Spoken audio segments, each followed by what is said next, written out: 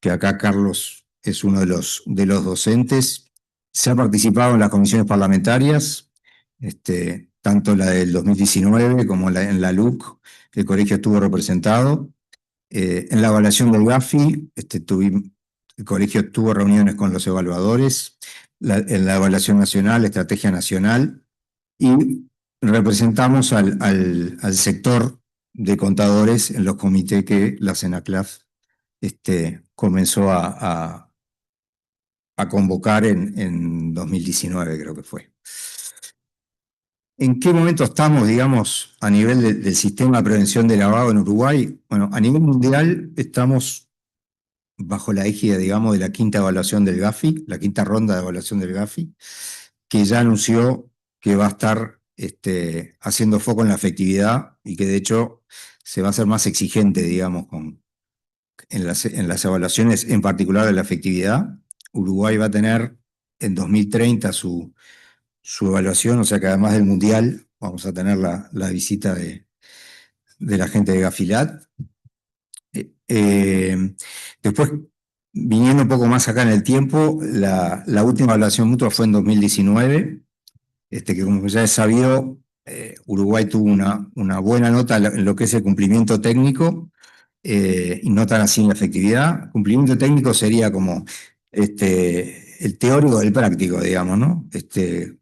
El cumplimiento técnico evalúa la estructura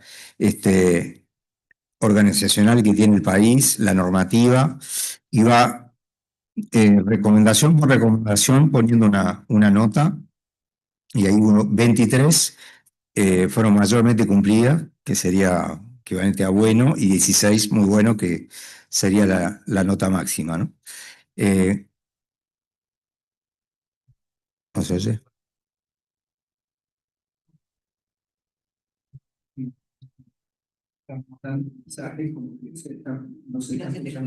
Ah, pero es que estoy muteado o que no se escucha bien. ¿Eh?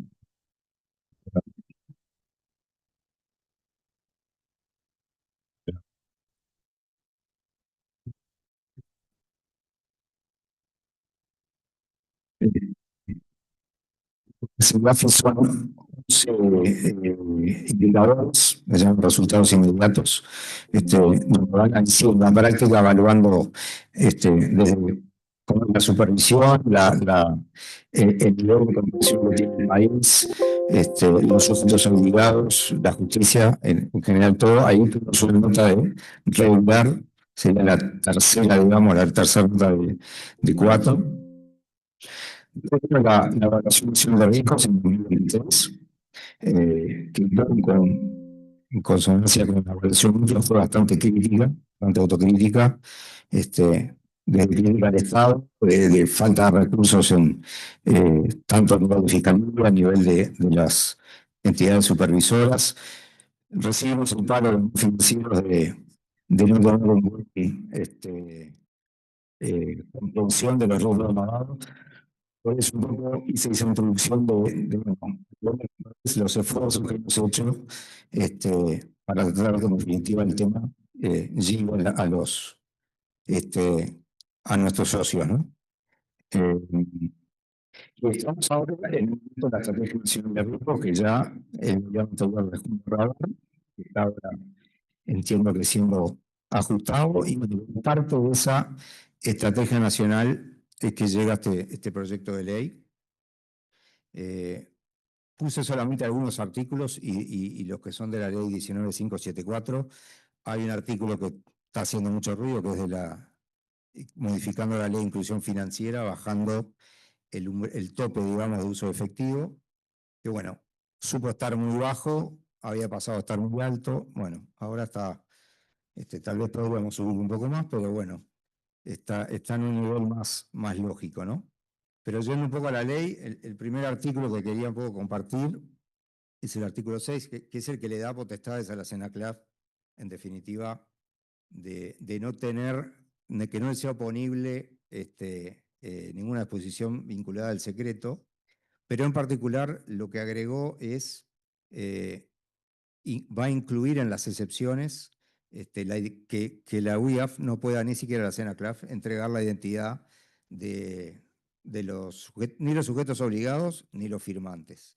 Lo cual nos parece algo bueno porque creemos que a veces, ante la posibilidad de un ROS, uno de los miedos que tienen los sujetos obligados es, bueno, el nivel del secreto, más allá de que en Uruguay no ha habido casos, pero bueno, creo que esto está bueno para reforzar ese carácter de secreto que tienen los ROS.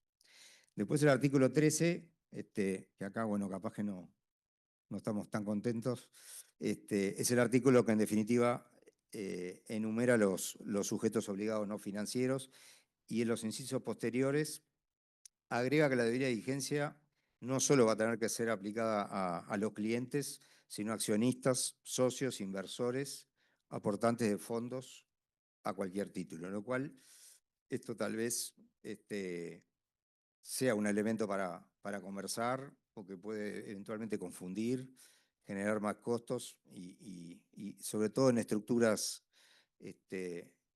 corporativas de más de una cadena de accionistas, va a ser importante ver si se aprueba que diga el decreto al respecto, ¿no? En el mismo artículo, un poco más abajo, se extiende la posibilidad de sanciones a los directivos y a la alta gerencia de los sujetos obligados, que lo mismo, acá va a ser bueno ver, primero entender en qué instancias es que se podrían dar, la definición de alta gerencia, pero obviamente es un punto que inquieta, digamos. Bueno, este estaba un poco cantado, podríamos decir. Las actuales autoridades de la CENACLAF fueron muy críticas con la LUC por la famosa modificación a la debida diligencia simplificada, que se presumía, digamos, que si el cliente usaba el sistema financiero, si no había elemento de riesgo alto, se podía pasar a la debida diligencia simplificada.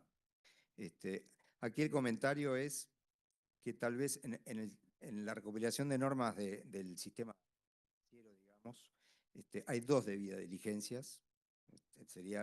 Hay una que es debida diligencia de clientes, no tiene ni siquiera creo que el nombre de normal, e intensificada. Creo que eso simplifica. En la debida diligencia normal del sistema financiero hay que pedir origen de fondo, pero no necesariamente documentación.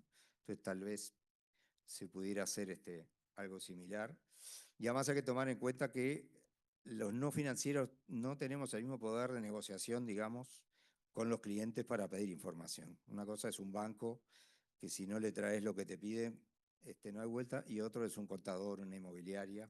Entonces, son elementos tal vez para tomar en cuenta. Después ya, terminando, este es el artículo 21, que es el plazo, una vez que termina la relación con el cliente, que uno tiene que conservar la documentación del cliente de las transacciones, que era 5, que es el estándar del GAFI, y pasó a 10 años.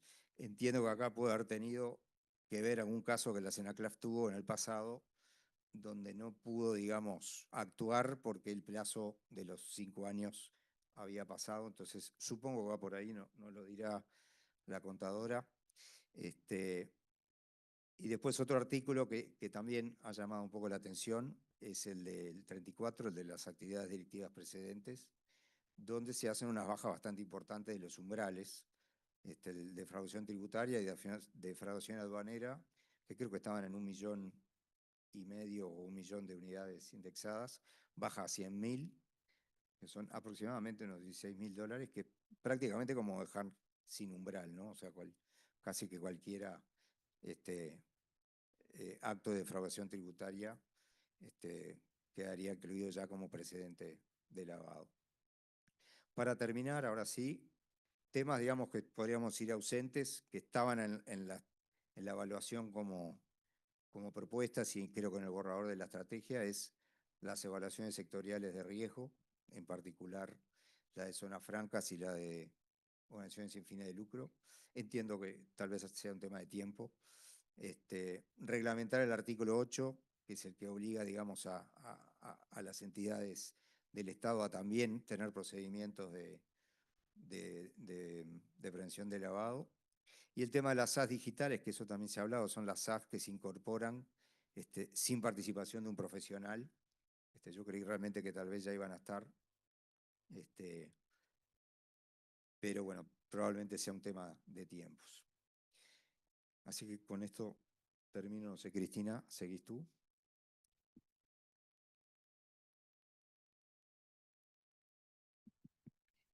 Bueno, sí, ahora sí.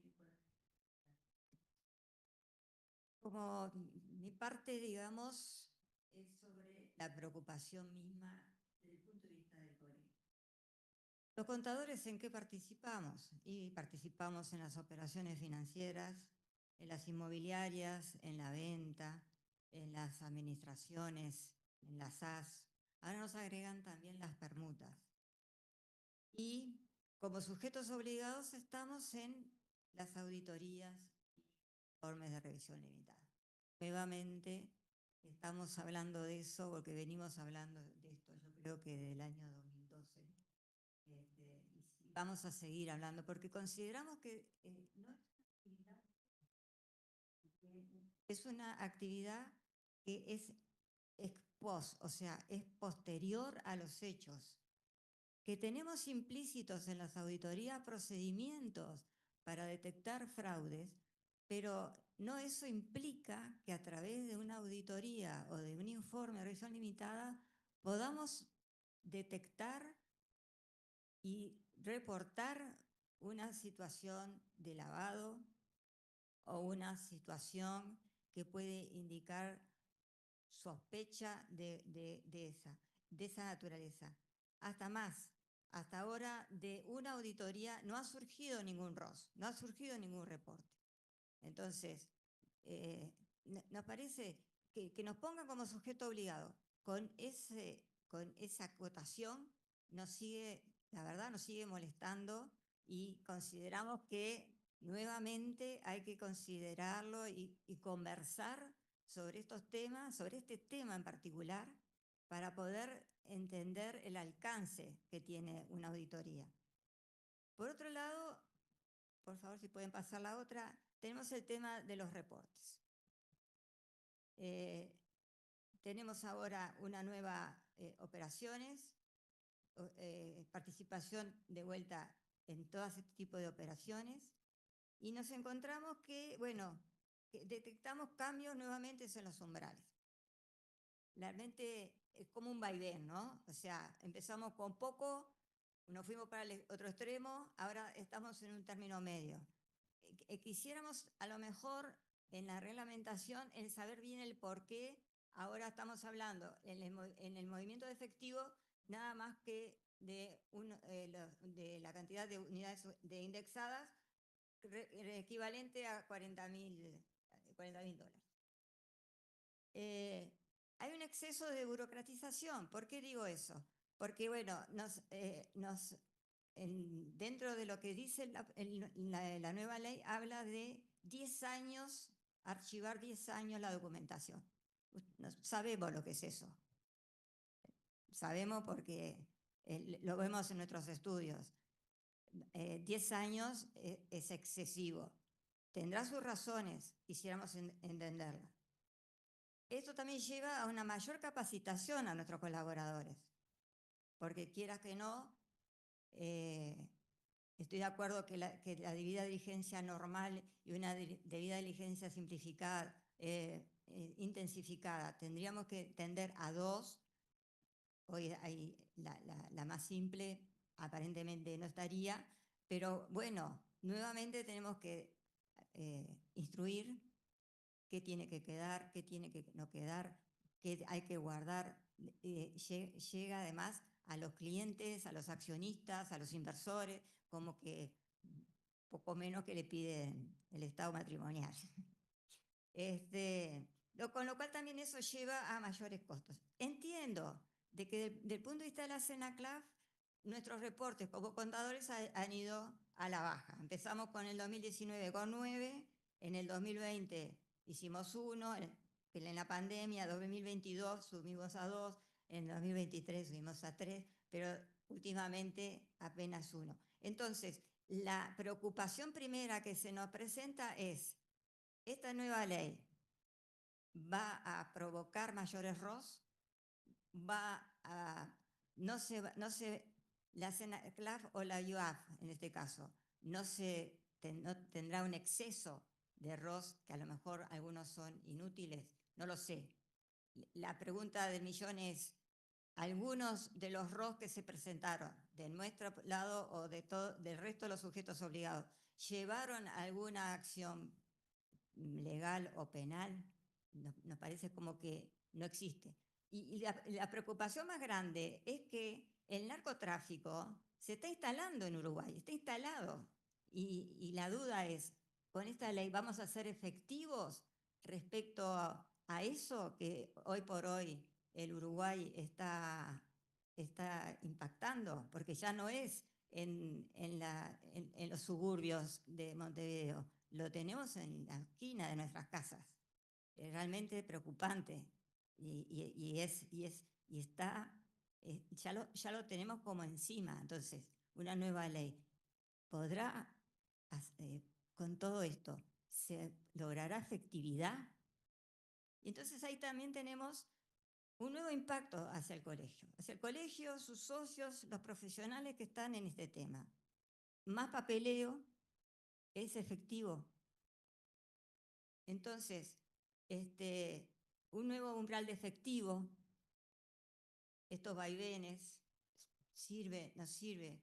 El delito de defraudación tributaria, el umbral de $16.000 es bajísimo, es bajísimo. Cualquier venta que no esté formalmente, fácilmente llega a los $16.000. Entonces, es muy fácil llegar a ese umbral y también nos preocupa ese importe. Las operaciones bancarizadas, que ahora vuelve a repetirse que no son de bajo riesgo. La verdad, teníamos esa tranquilidad, viene por un banco, ni me preocupo. Sí, analizamos todo, de dónde proviene y de dónde sale, pero en principio cuando está bancarizada había bajo riesgo. Ahora se quita con mayor firmeza esto. Vemos que todos los delitos penales, casi todos, pasan a ser delito de lavado.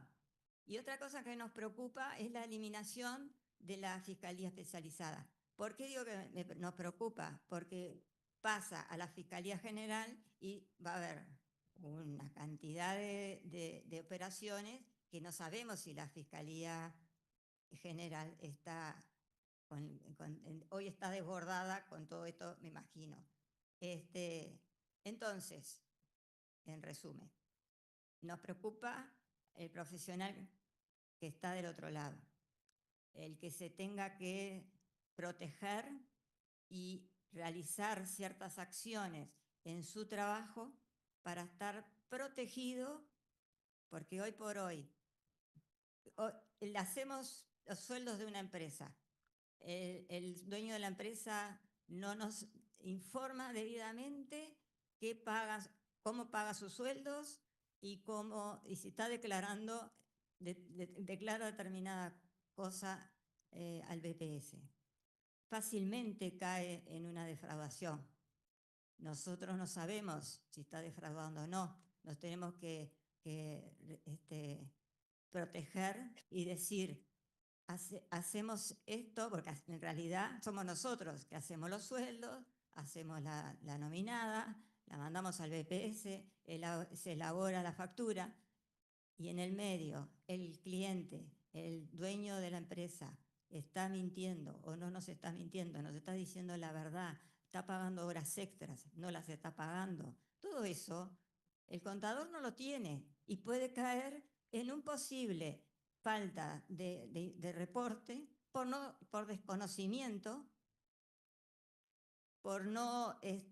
porque fácilmente llega a los $16.000 esa defraudación y nos reporta. Y ahí no sospechó, no reportó, se descubre y tenemos o bien multas o bien la parte ética, la parte de reputación de ese contador. Hemos visto casos muy cercanos a nosotros que ha pasado eso.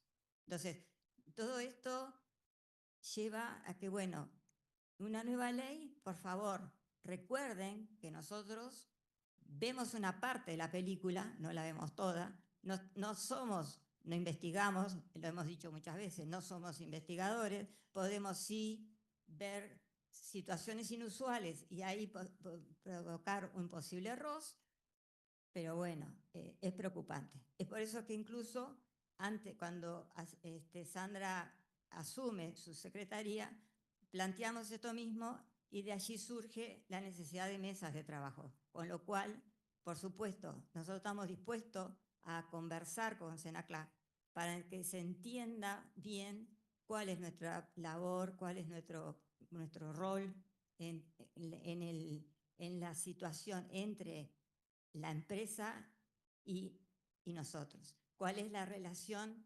de trabajo entre el empresario y el contador? Y por supuesto, ¿qué significa hacer una auditoría y qué significa hacer un informe de revisión limitada para sacar a lo mejor todos esos fantasmas que estamos teniendo y conversar bien sobre nuestro trabajo? Y por supuesto que nos gustaría estar presentes en la elaboración de la reglamentación de este proyecto. En el caso, después que esté, por supuesto que esté aprobado en el Parlamento. Pero porque realmente fue buena la experiencia en el proyecto anterior, en la ley anterior, fue buena la experiencia porque dimos y pudimos mostrar nuestros aspectos de trabajo. Bueno, yo dejo por acá porque después que tengo, mira, sí, me gusta, cada vez que hablo Daniel empieza a escribir y yo dije, bueno, ¿qué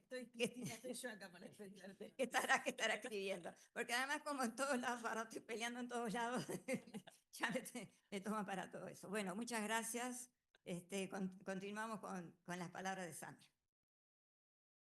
Bueno, buenas tardes, buenas noches. Muchas gracias por la invitación y la verdad que sí es una oportunidad para poder intercambiar y también un poco entender lo que Cristina decía, entender nosotros cuáles son las inquietudes que ustedes tienen y también una oportunidad para clarificar algunos puntos, ¿no? Sin mucho preámbulo, digamos, voy a ir directo a los temas, alguno que planteó Diego, otras cuestiones que planteó Cristina. Simplemente comentar que lo que está en el Parlamento es un proyecto, requiere la discusión parlamentaria y seguramente que muchos de los temas que ustedes están planteando y que de otros sectores se han planteado y una discusión que se tiene que dar en el ámbito que corresponde, que es el Parlamento, se irá a dar y bueno, veremos qué surge finalmente del proyecto de ley, ¿no? Un poco refiriéndome a algunos comentarios que hacía Diego, ahora me refiero un poquito a los cambios propuestos y después entramos, si quieren, algunas situaciones particulares que sabemos le preocupan al sector. Y también seguramente les comenté algo de las fiscalizaciones.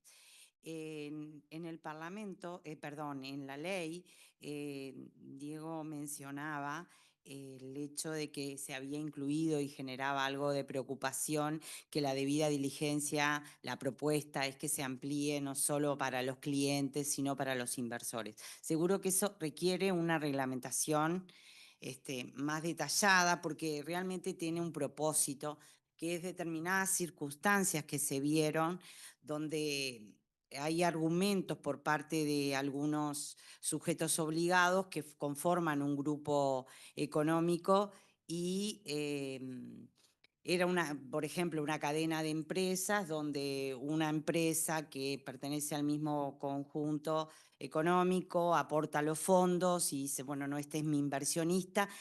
A ver, para ser claro, al final de la cadena, el sujeto obligado era sujeto obligado, pero todas sus actividades estaban vinculadas con el mismo grupo económico y había inversores detrás y no hay concepto cliente y sí concepto inversores.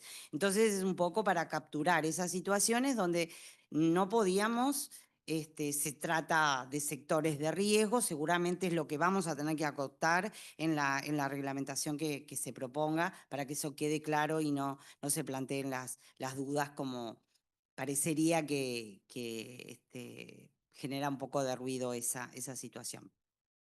Respecto a otro tema que ambos comentaban, tanto Cristina como Diego, tiene que ver con el conservar la información. Eso, bueno, se ha visto una necesidad en virtud de, principalmente cuando se compara con el exterior o queremos obtener información para determinadas investigaciones, el tiempo pasa. Ustedes mismos lo pueden ver, acá hay investigaciones que se habla en fiscalía que llevan 3 años. Y cuando cerramos los ojos se comienza una investigación y se pasaron los 5 años y no se pudo obtener la información porque ya no está más, no correspondía tenerla. Entonces, eso muchas veces puede condicionar alguna investigación exitosa. Después, un poco los aspectos que Cristina mencionaba, ¿no? Nosotros tenemos claridad, sí, de que ha existido bastante preocupación en el sector respecto a cuál es el alcance y las obligaciones de los profesionales contadores. De los comentarios que hago ahora estoy sacando todas las actividades. Primero, recordar que los contadores no solo son sujetos obligados por sus informes de auditoría y las de revisión limitada en cierto marco. Existen otras actividades para las cuales son también sujetos obligados cuando participan en compraventas, o sea, de establecimientos comerciales, otro tipo de actividades que actúan por cuenta de clientes, bueno, toda una serie de actividades que están listadas que le toca tanto al profesional contador como a otros profesionales o cualquier persona que la haga en forma profesional. Saquemos un poco ese tema de lado y capaz que concentrarnos, en lo que es la auditoría y la revisión limitada, ¿no? Me parece bien importante decir que tengamos presente que es por esas actividades que el contador es sujeto obligado, no cuando está interviniendo como profesional, compilando información, preparando declaraciones juradas, cuando está haciendo una liquidación de sueldos. No es sujeto obligado en esas circunstancias y no está obligado a reportar ni sea relación de dependencia o sin relación de dependencia. Eso me parece importante aclararlo porque a veces nos encontramos con circunstancias donde tenemos como ejemplo situaciones donde no son sujetos obligados. Entonces, a veces nos quedamos discutiendo o intercambiando sobre situaciones donde no son sujetos obligados. Entonces, para enmarcarlo, auditoría y revisión limitada para empresas que tienen determinado tipo de activos. ¿Qué delitos? Bueno, sabemos que los profesionales contadores fueron incluidos, entre otros argumentos que se manejaron en su momento, por la vinculación con la defraudación tributaria.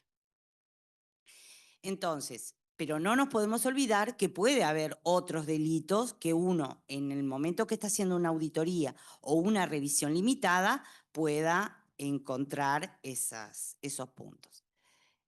Por ejemplo, voy a tratar de ejemplificar.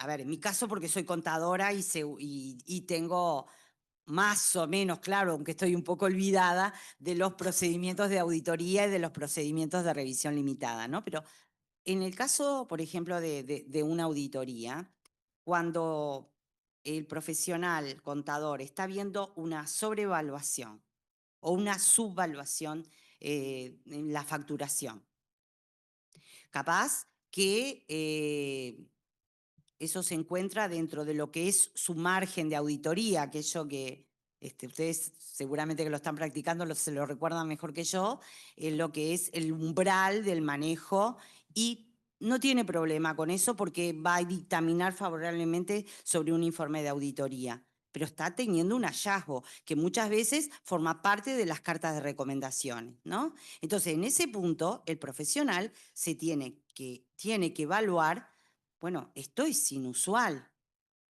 ¿no? puede no incidirme en mi informe final sobre el dictamen y puede perfectamente estar emitiendo un dictamen favorable, sin salvedades, pero sí puede estar encontrando un hallazgo donde hay alguna operación que resulta inusual o sospechosa o la propia actividad del cliente. A ver, les doy el otro día estaba en Minas, no quiero estigmatizar a nadie, no hubiera dicho ni la ciudad, ¿no? Pero un comercio local muy grande, cartel de Bitcoin. Por curiosidad le pregunto, ¿qué ustedes venden? Sí, sí, con mucho orgullo, la vendedora describía cómo era. Nosotros vendemos Bitcoin, comercializamos Bitcoin acá, viene la gente y nos compra. Y también vendemos y nos pagan en Bitcoin. ¿Y a quién le venden? A los brasileros. Bueno, no sé, capaz que esa empresa llevaba revisión limitada, porque si tiene un préstamo bancario, seguramente tuvo por el tamaño que tenía. ¿Eso no resulta muy raro o inusual y ustedes lo están viendo en una actividad? ¿Qué puede tener de lógica? Capaz que la tiene. Y ustedes haciendo sus procedimientos encuentran que eso es absolutamente lógico y está bien y se puede explicar la inusualidad. A mí me resultó sumamente inusual eso, que le vendan a brasileros en la mitad del país, no son limítrofe, donde las prendas, no sé, era una cosa muy rara. No sé si era la vendedora que estaba vendiendo su imagen o si era cierto, pero vamos a suponer que fuera cierto. Eso parecía muy raro, inusual. Y eso lo pueden ver ustedes como profesionales cuando están haciendo una auditoría, se van a encontrar con que se van a confrontar en esas situaciones porque tienen la carta inicial, porque conocen la actividad, porque ven las operaciones. Todo eso se los permite ver el informe de auditoría. Entonces, nadie está pidiendo un procedimiento especial más allá de la debida diligencia inicial, donde tengo que conocer a mi cliente, a la actividad que desarrolla, los productos que tiene, todas esas cuestiones que son las estándar, además de ser parte de lo que se pide a la debida diligencia, es un estándar de la auditoría en sí misma, lo mismo que para la revisión limitada.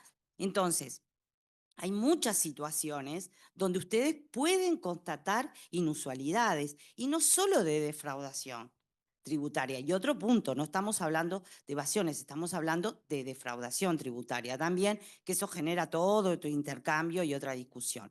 Entonces, pienso que capaz que esto que planteaba Cristina de tener mesas de intercambio puede ser una buena oportunidad para discutir estos puntos, porque me parece como que no hemos logrado un acercamiento entre el sector y las autoridades respecto de decir, ¿qué se espera? No se espera que hagan ni que se desvinculen del cliente, ni que hagan procedimientos diferentes, solo que tengan claro cuál es el alcance, cuáles son sus obligaciones, que comprende a todos los delitos precedentes de lavado, que ustedes no tienen por qué tener claro qué delito a ustedes les parece que hay atrás. Ustedes con la simple cuestión de que haya algo inusual o que tengan alguna sospecha, eso genera un reporte.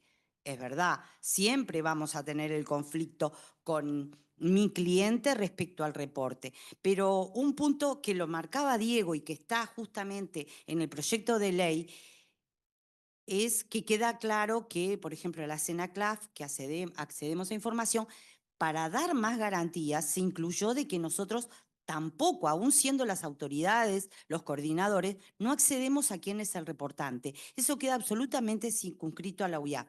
Y para dar más tranquilidad digo que eso se da en la práctica hoy. La UIAF es súper, digamos, celosa además de lo que el marco legal, a veces es más celosa, porque este intercambio lo tuvimos con la UIAF, si nosotros podíamos acceder a los reportes, ya no al reportante, que ni se nos hubiera ocurrido nunca pedirle al reportante, pero ellos hasta nos decían que tengo dudas si el ROS, yo te puedo decir si hay un ROS o no hay un ROS, o la información de un ROS. Para aclarar ese aspecto y dejarnos todos tranquilos, quedó eso en el proyecto de ley. Entonces, respecto a si que no le genere ninguna duda respecto al secreto que hay en el caso de un reporte de operación sospechosa.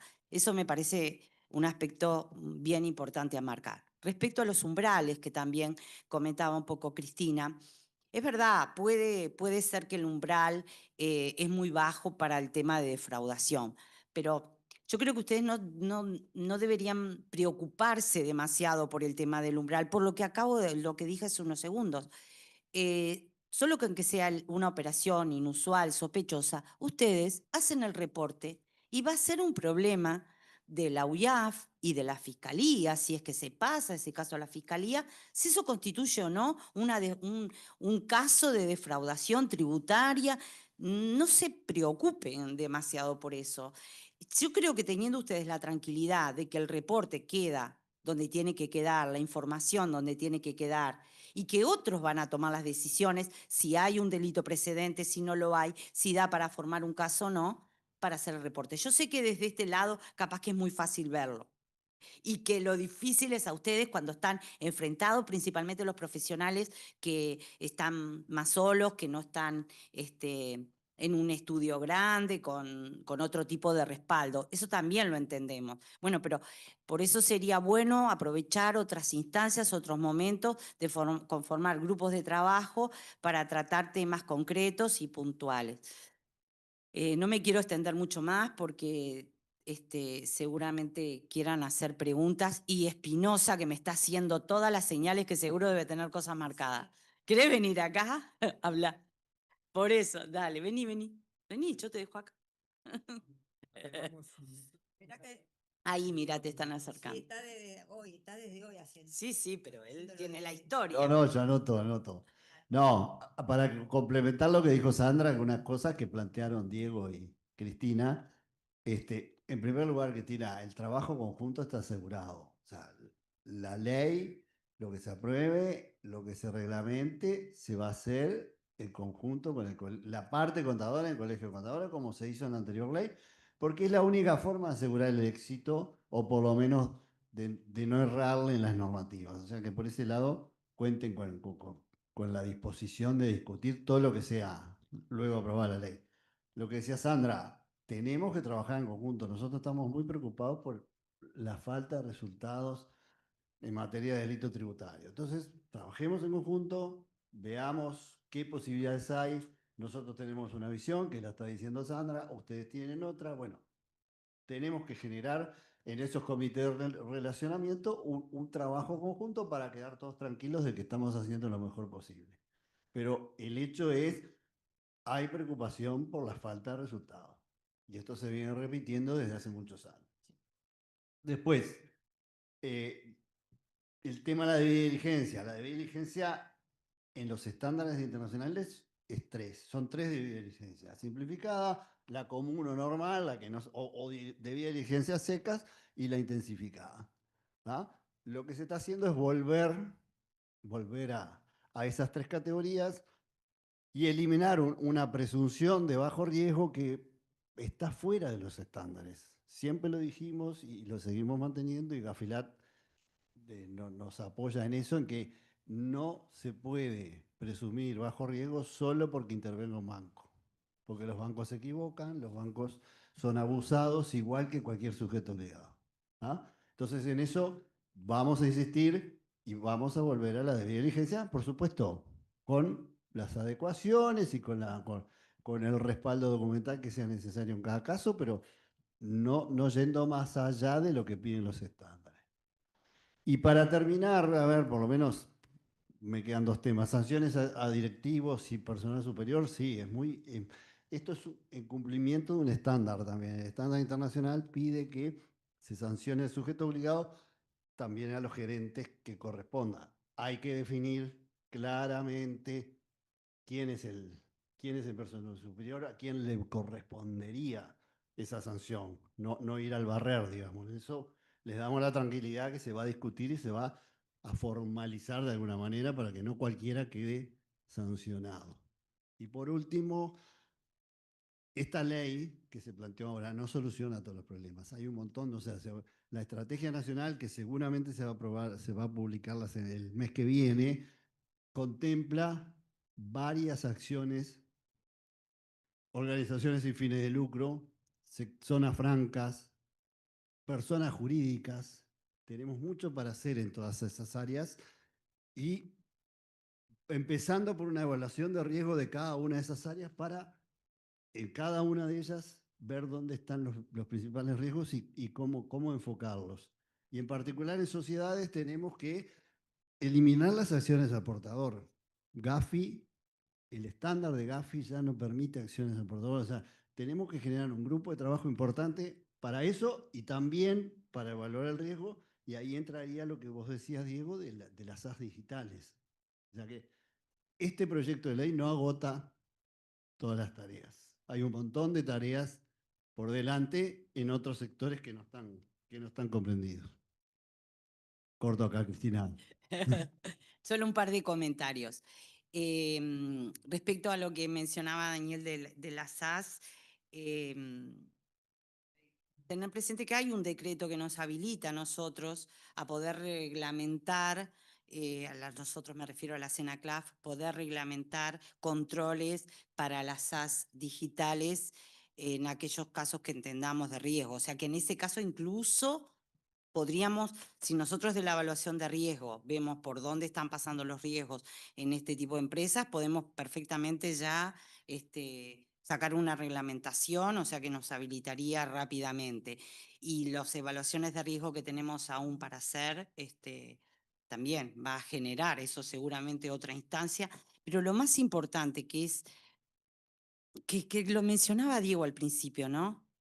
La efectividad no va a estar puesta en ningún modo en este cambio legal ni en otros. La efectividad, en nuestra opinión, está en otro lugar.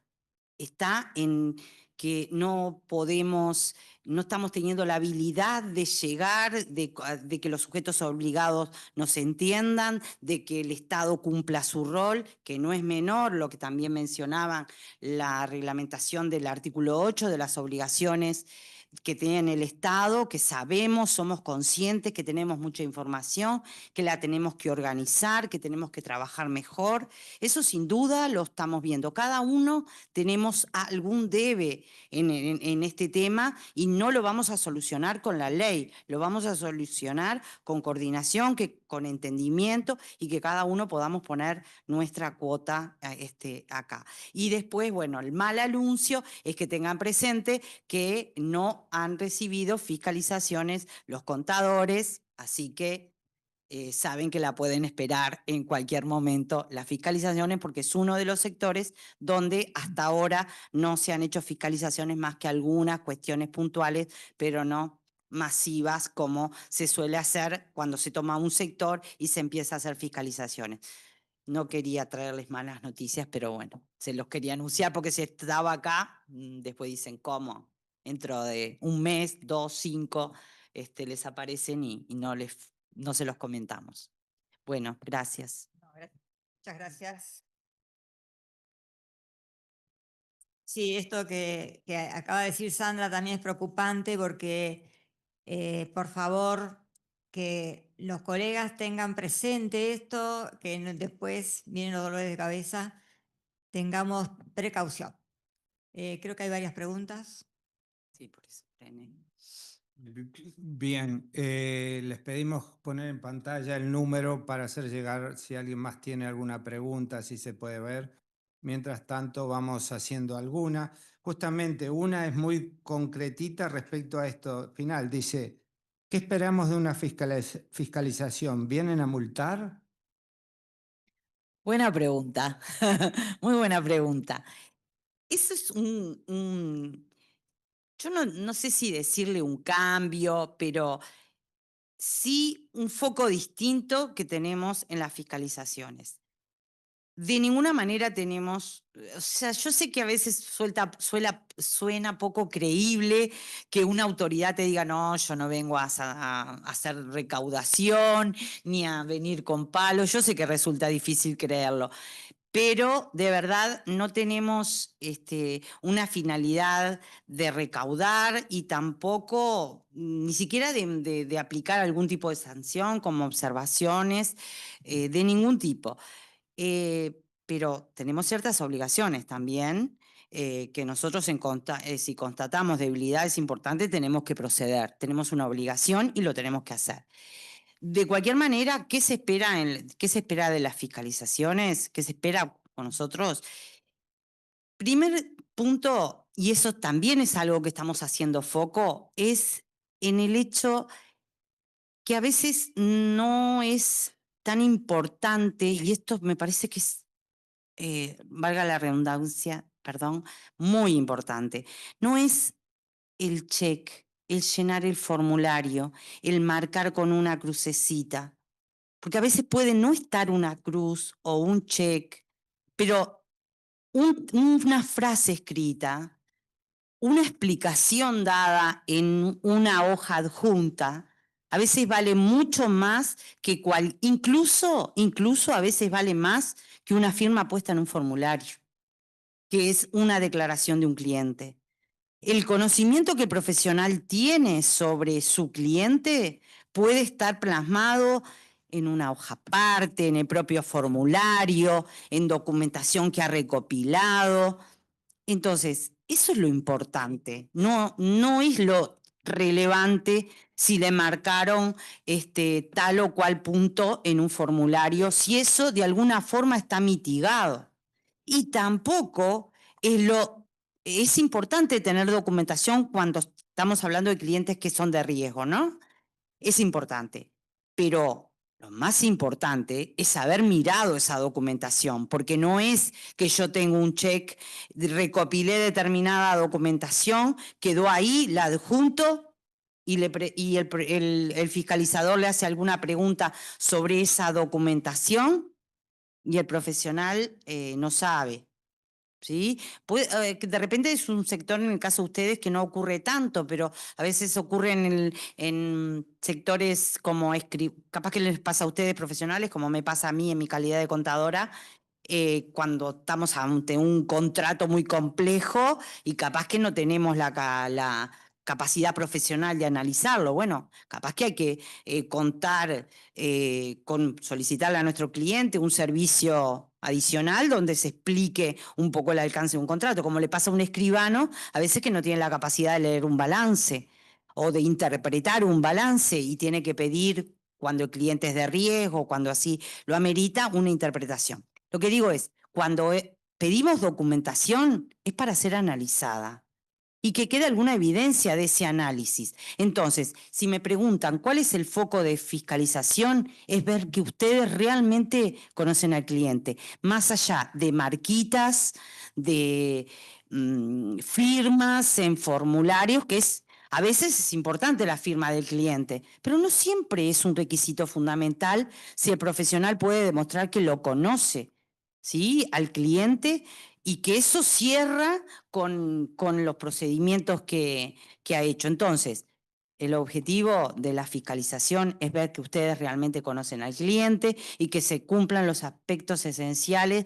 de lo que pide la normativa. Y que en el caso de los profesionales, en los casos de auditoría y revisión limitada, tienen que tener presente que por un lado, ustedes hacen un cúmulo de actividades para llegar a la conclusión final. Bueno, todo eso forma parte de los trabajos que ustedes hacen, es eso lo que se pide. Y en el marco de esos procedimientos que hicieron, si llegan a alguna conclusión o alguna situación que les genera duda o sospecha y que no la pudieron levantar. Ese es lo que esperamos de cuando estamos haciendo una fiscalización. No sé si contesté la pregunta. Bien, muchas gracias. Aquí hay otra, un poquito más larga.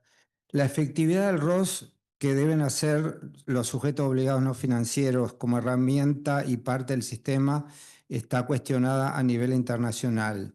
Dado que la evidencia histórica demuestra que acá en Uruguay es una cantidad en general baja, ¿no debería fortalecerse otras medidas, por ejemplo, que los demás organismos del Estado sean más activos, más que seguir con la presión a sujetos obligados no financieros, especialmente los casos de estructura chica? ¿Es a mí? Sí, Eh, No, ya ni digo. no, creo que ya me refería al tema, pero lo afirmamos. Creo que sí, que comprende al Estado tomar también control sobre ciertas situaciones y que esto que hablábamos hoy de la evaluación de riesgo, evidentemente es un punto donde lo tenemos que fortalecer y la estrategia y definir una estrategia y cumplirla. En esa estrategia no solo están incluidos los sujetos obligados y hacer evaluaciones de riesgo de los sujetos obligados y imponerle más o menos, dependerá del que resulte de un análisis de riesgo, imponerle más obligaciones a un sujeto obligado. También surgen todas las obligaciones que tenemos que cumplir desde el Estado y todos los cambios que tenemos que hacer. Y en ese sentido es que desde la Comisión de Lavado que funciona en presidencia, como de este nuevo organismo que se creó, que es el CILCOM, estamos tratando de justamente ver si podemos avanzar en las debilidades que se presentan a nivel del Estado, no solo como sujetos obligados, no solo como sujetos participantes de un sistema, sino también vamos a nosotros mismos, a la CENACLAF, que cumpla con los distintos roles que tiene. Para eso necesita herramientas, para eso el Estado tiene que proporcionarle recursos, que estamos en una situación compleja, así como el sujeto obligado dicen me incrementan los costos, esto también incrementa el costo para el Estado y en forma indirecta también lo va a incrementar para cualquier ciudadano, incluidos los profesionales. Entonces, todo eso hay que pensarlo en conjunto. Y sí, creo que tenemos que estar el Estado asumiendo un rol de liderando esto y con el ejemplo tratar de mejorar. Seguro. Complementando lo que dice Sandra, Diego mencionaba la evaluación nacional de riesgos de 2023. Ahí una de las cosas que se marcó es que también, que no todo el Estado no estaba participando con la debida, digamos, iniciativa, proactividad que debería haber tenido. Sobre todo se mencionan organismos clave como la DGI y el Banco Central, que no estaban haciendo todo lo posible. Bueno, justamente con respecto al delito tributario, que es una preocupación, el Estado tiene mucho para hacer. Y en la estrategia nacional que se está aprobando, hay medidas para que la DGI y el BPS se involucren más en el tema, también para aportar del lado del Estado. No solo la CENACLAF y la OIAF, sino que hay otros organismos del Estado que tienen necesariamente que trabajar y no pedir todo el sector privado. Eso es clarísimo.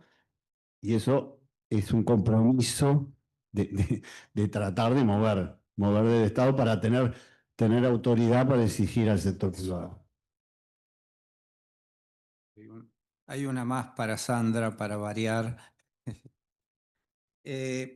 ¿Por qué no existen mecanismos de consultas vinculantes como el que establece el artículo tal del Código Tributario para EGI en el marco de la CENACLAF como la UIAF? Este tipo de mecanismos contribuiría a la transparencia, previsibilidad y seguridad jurídica del sistema. Bueno, este es un tema que discutimos en los primeros días que asumí. Esto fue un tema que generó mucho intercambio respecto a cómo tratábamos las consultas. En la experiencia de estos meses, es difícil en este mercado, para el sector no financiero, sacar una consulta vinculante. La experiencia ha sido que en la descripción a veces es muy difícil llevar a letra la situación que se está planteando. Hay algunas que sí, que son simples, pero para eso tendríamos que tener la capacidad de decir, esta va vinculante y esta no va vinculante. Y eso también genera mucha suspicacia de por qué esta no la incluiste y esta sí la incluiste. Y hemos tenido hasta que citar a personas diciéndole, bueno, si usted quiere aclararnos más, por favor, preséntese, lo conversamos y vemos, porque muchas veces, dada la gama de sujetos del sector no financiero que tenemos, que es diferente un banco. Un banco puede tener un negocio general y después algunos productos que generalmente se repiten.